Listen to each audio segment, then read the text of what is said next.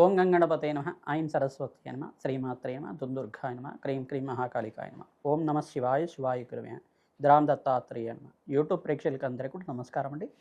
నేను పాలపర్తి గురునాథ్ శర్మ, జ్యోతిష్యం వాస్తు సిద్ధాంతిని. మీకంతా కూడా గోచారిత్య గ్రహాల యొక్క స్థితిగతి కదలిక వాటి ప్రభావం అంతా కూడా మేషాది ద్వాదశ రాశుల వాళ్ళకంతా కూడా ఎటువంటి గ్రహ గోచారంలో గ్రహస్థితి అంతా కూడా యోగకరంగా ఉందా, ఏ గ్రహాలకంతా కూడా శాంతి పూజలు ఆచిస్తే కనుక జీవితంలో మార్పులు జరుగుతాయి, ఆర్థికంగా ఆకస్మికంగా ధనయోగ ప్రాప్తి కలగాలన్నా, వ్యాపారంలో అభివృద్ధి కలగాలన్నా ఏ గ్రహాలంతా కూడా కారకత్వం అవుతున్నాయి విశ్లేషణ చేయడం జరుగుతుంది. ప్రధానంగా చూసుకుంటే ఈ రోజున మనం చూసుకోబోయే గోచారరీత్యా గ్రహస్థితి అంతా కూడా ఈ రకంగా ఉంది. ఈ యొక్క వార ఫలితాల్లో భాగంగా ఏప్రిల్ నెలలో అంతా కూడా 12వ తారీఖు నుంచి 18వ తారీఖు దాకా వార ఫలితాలంతా కూడా విశ్లేషణ చేస్తున్నాం. ప్రధానంగా చూసుకుంటే గోచారరీత్యా గ్రహస్థితి ఈ రకంగా ఉంది.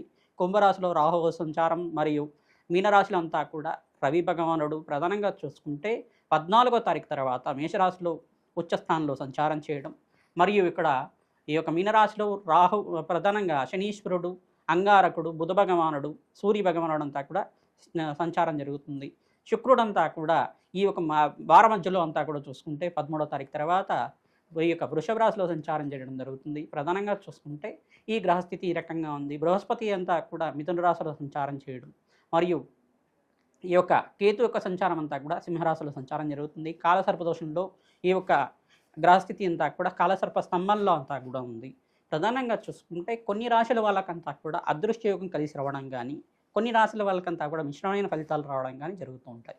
ప్రధానంగా గోచారిత్య గ్రహస్థితి ఏం చెప్తుందంటే కర్మయోగాన్ని అంతా కూడా చెప్తుంది. కర్మ ఫలితాన్నంతా కూడా అనుభవించే విధంగా, కర్మదోషాన్ని నివారణ చేసే విధంగా గ్రహదేవతలంతా కూడా ఈ యొక్క దోషాన్నంతా కూడా పరిష్కారం చేసే విధంగా ఉంటారన్నమాట.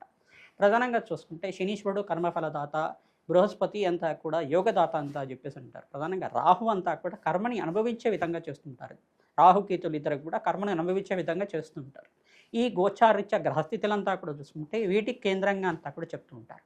ప్రధానంగా మేషాది ద్వాదశ రాశులు అంతా కూడా ఈ గ్రహస్థితి ఈ రకంగా ఉంది కావున ప్రతినిత్యం కూడా ఇష్టదేవత ఆరాధన చేసుకోవడం, పరమేశ్వరుడికి అభిషేకాది కార్యక్రమాలు చేసుకోవడం, గోమాత సేవ చేసుకోవడం వల్ల రాజయోగ ప్రాప్తి కలుగుతుంది. ప్రతినిత్యం కూడా దత్తాత్రేయ ఆరాధన చేసుకోవడం వల్ల కూడా మంచి ఫలితాలు పొందుతారు.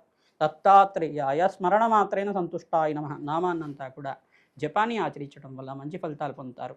ప్రధానంగా చూసుకుంటే సకల గ్రహ దోష నివారణ అవడానికి ఆస్కారం ఉంటుంది.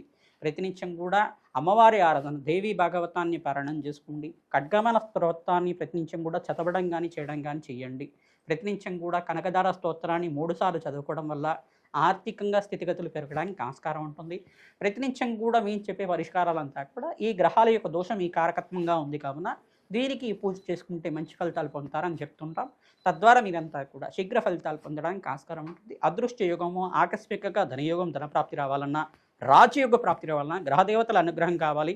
తద్వారా నవగ్రహ ఆరాధన చేయడం వల్ల సకల గ్రహదోష నివారణ అవుతుంది. తద్వారా ఏ రాశి వాళ్ళకి అత్యంత యోగకరంగా ఉన్నాయి విశ్లేషణ చేయడం జరుగుతుంది. శ్రీమాత్రే నమః.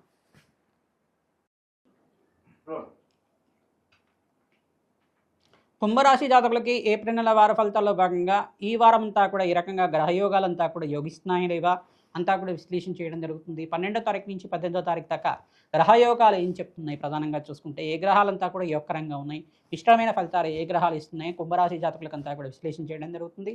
ప్రధానంగా చూసుకుంటే ఈ యొక్క కుంభరాశి జాతకులంతా కూడా ఏలినాటి శని ప్రభావంతో ఉన్నారు కాబట్టి గోచారిత్య గ్రహస్థితులంతా కూడా స్వల్పంగా మిశ్రమైన ఫలితాలు ఇస్తుంది. పంచమస్త బృహస్పతి యోగం వల్ల మంచి శుభవార్త వినడానికి ఆస్కారం ఉంటుంది. ఉద్యోగంలో, వృత్తిలో మార్పులు జరగడానికి ఆస్కారం ఉంటుంది. ధనాదాయం పెరగడానికి ఆస్కారం ఉంటుంది. మంచి ప్రమోషన్స్ అంతా కూడా సిద్ధించడానికి ఆస్కారం ఉంటుంది.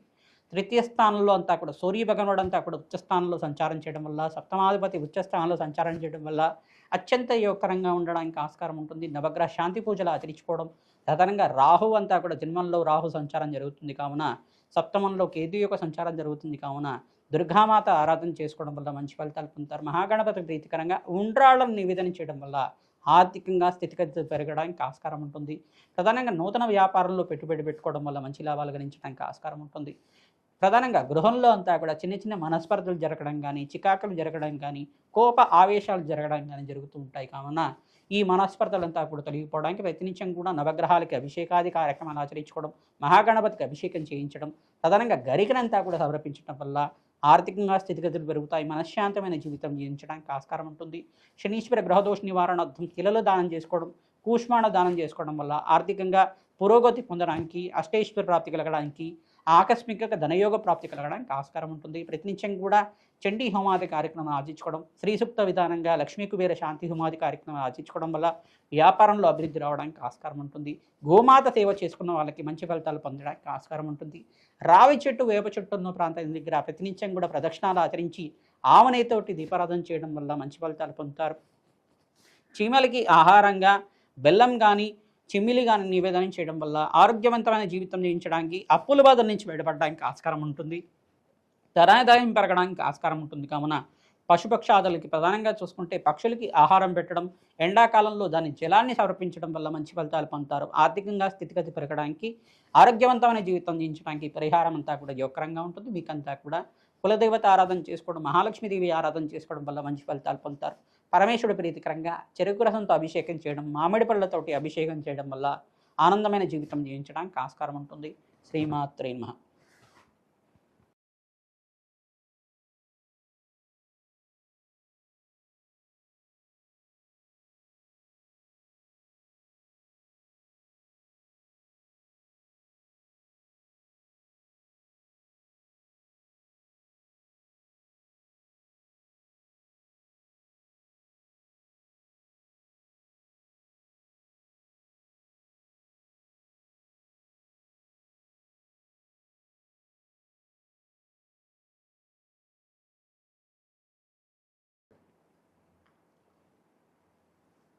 గోచారీత్యా గ్రహస్థితి అంతా కూడా అనుకూలత అవ్వడానికి మేషాది ద్వాదశ రాశుల వాళ్ళు ఈ వారంలో మీరంతా కూడా ప్రతినిత్యం కూడా దేవాలయ ప్రాంగణంలో అన్నదానం చేయడం వల్ల విశేషమైన శుభ ఫలితాలు పొందడానికి ఆస్కారం ఉంటుంది.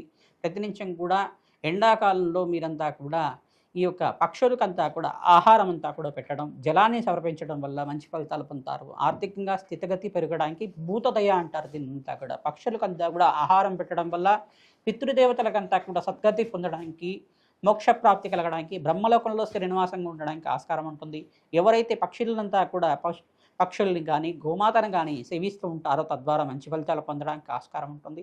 ఈ పక్షులకి జలాన్ని సమర్పించడం కానీ, ఈ యొక్క పక్షులకంతా కూడా ధాన్యం సమర్పించడం వల్ల కూడా అప్పుల బాధల నుంచి బయటపడడానికి ఆస్కారం ఉంటుంది.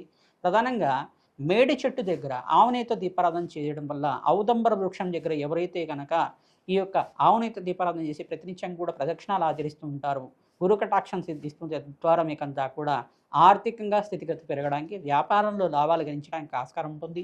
మీరు ప్రతినిత్యం కూడా గురు చరిత్ర పారాయణం చేయడం, దత్తాత్రేయ చరిత్రను పారాయణం చేయడం వల్ల మంచి ఫలితాలు పొందుతారు. పరమేశ్వరుడు ప్రీతికరంగా చెరుకు రసంతో అభిషేకం చేయించడం వల్ల ఆర్థికంగా ఆరోగ్యవంతమైన జీవితం జీవించడానికి, ఆనందమైన జీవితం జీవించడానికి ఆస్కారం ఉంటుంది. మేషాది ద్వాదశ రాశుల వాళ్ళు దూర ప్రయాణాలు చేయడం వల్ల, ప్రధానంగా నూతన వ్యక్తుల యొక్క పరిచయం వల్ల మీకంతా కూడా అధికంగా లాభాలు గణిస్తూ ఉంటారు. కావున ఈ కాలసర్ప దోషంలో గ్రహస్థితి అంతా కూడా ఉంది. ప్రతినిత్యం కూడా రాహుకాలంలో మీరంతా కూడా దీపాలు పెట్టడం, నిమ్మకాయ దీపాలంతా కూడా వెలిగించడం, అక్కడంతా కూడా ఖడ్గమాల స్తోత్రాన్ని పఠనం చేసుకోవడం, శుక్రవారం, మంగళవారం, ఆదివారం పుట్లో అంతా కూడా ఈ యొక్క రాహుకాల దీపాలని అంతా కూడా ఆచరించడం వల్ల సకల గ్రహదోష నివారణ అవ్వడానికి ఆస్కారం ఉంటుంది. ధనాదాయం పెరగడానికి ఆస్కారం ఉంటుంది. శ్రీమాత్రే నమః.